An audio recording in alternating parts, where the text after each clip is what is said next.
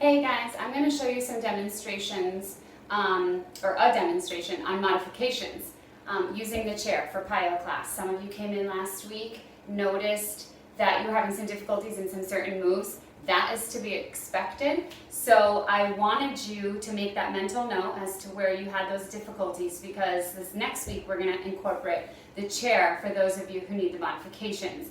My first demonstration is going to be our basic downward dog. You know that we did these a lot last week. So down dog, it depends on where you feel the stretch, but the goal is to get your hamstrings engaged and feeling your stretch in the back of the leg. So some people will feel it in this position. Some people need to back up a little bit more, but regardless, you want to be able to come down. The stretch is within the leg and lengthening the spine. So you always want to make sure you try to lift the tailbone. If that means you come down to your elbows on the chair, that's fine. Some people can stay right here and feel the stretch. You can even take your stance back and again, shift into down dog. That's down dog. Our next one we will do is down dog with a single leg lift. Again, some people will feel the stretch here with single leg lift. Some people need to come down. It's a little bit more relaxing on the shoulder joint. So if you have shoulder problems, this is a comfortable place to be. And again, single leg lift. When you're using a folding chair, always make sure you keep the weight in the front because you obviously don't want it to fold back. I'm using a sturdy chair, and regardless of what chair you're using, you always want to make sure it's on your mat first and foremost because then it's not going to go anywhere. We also have crouching down dogs. So again, we can get back into crouching, into down dog position, and you're going to do the same. Crouch and lift. Crouch and lift. We also have push-ups, tricep push-ups, which I would encourage to do two different ways. You can come down onto your chair, grab the corner, and do dips, working your triceps. Then scoot and turn into whatever position we're doing. If you'd like to continue to do tricep push-ups here, you're more than welcome to. Do them right off your chair. Same with a wide stance push-up with elbows out. Let's see, runner's lunge. You don't have to get all the way to the floor.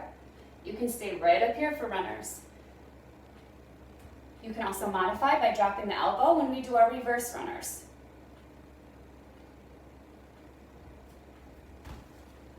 Let's see, I'm trying to think on the spot. Crouching down, three-point balance. You want to bring your hands in a little bit closer. Feet are going to be kind of directly underneath you, so you're almost like a tabletop. If your shoulders start to bother you, again, for people who have shoulder problems, again, drop down to your elbows.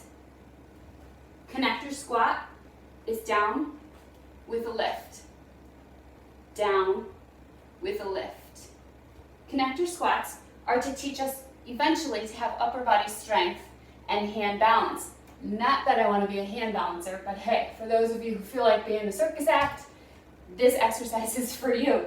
So the purpose of a three-point balance is to put the weight into your hands, especially when we do those connector squats. You want to put more weight into the upper body, but that's completely on your ability and level and how you want to intensify it. So again, you will be in a three-point balance. You want to bring your legs in closer because it's not necessarily the same as a down dog. Again, tailbone is lifted. So if you want to intensify that stretch for the back of the legs, three-point balance.